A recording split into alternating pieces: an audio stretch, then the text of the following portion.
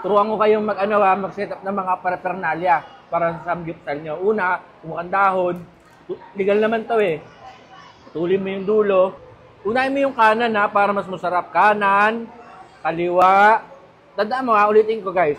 Kanan, sundan mo, kaliwa, taas.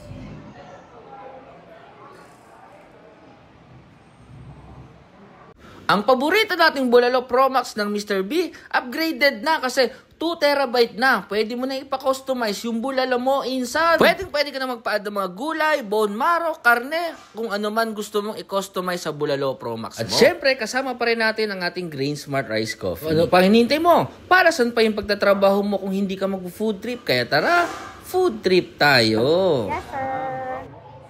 So ngayon guys, nandito tayo ngayon sa Mr. B sa Imus Branch dito sa Cavite.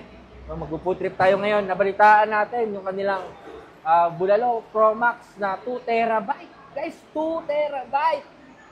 Napaka-solid niya. Kaya ito kasi medyo nag-diet ako ngayon. Half price lang ako. Although, only rice dito ha. Pero ito, nagpa-add-ons ako. Ito ngayon kasi gusto ko healthy living.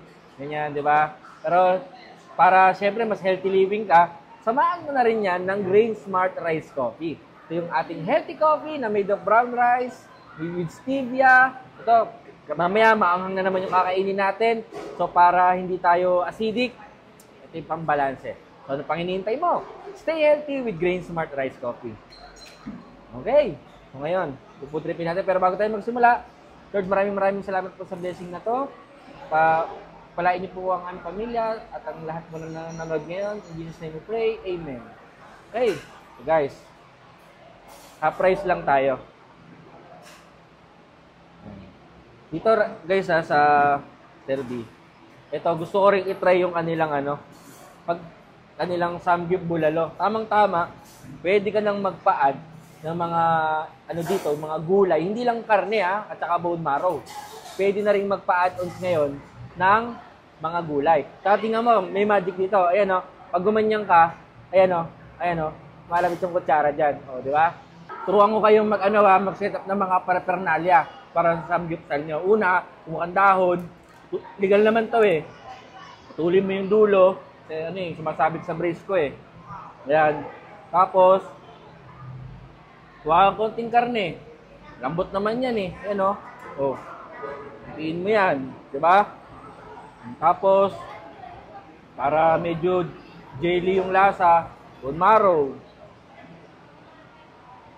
gulay, diba? Namang konting kanin sa gilid,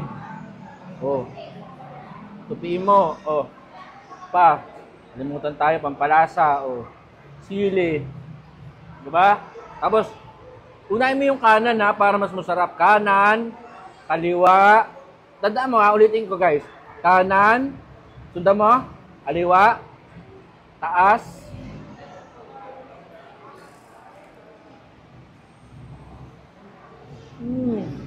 grabe. Nakalimutan ako sabihin, pagka-diklop mo, nguya. Ano ba, sarap? Tapos, ayun ang pumapak. Diba, sa mga subject, may mga side dish. Ito.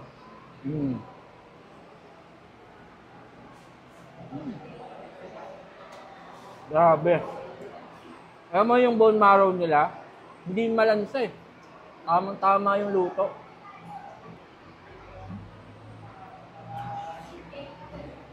So guys, pwede na rin kayo magpa-add-ons dito ng mga gulay. So dito, para matry nyo rin yung samgyup bulalo. Kaya, paano guys? Busin ko muna ito Ikaw, tama mo na rin yung barkada mo dito at pamilya mo. Ikaw, wag mong kakalimutan na mag-food trip. Kasi, para saan pa yung pagtatrabaho mo kung hindi ka mag-food trip? Kaya tara, food trip tayo. So, yun lang. Bye-bye.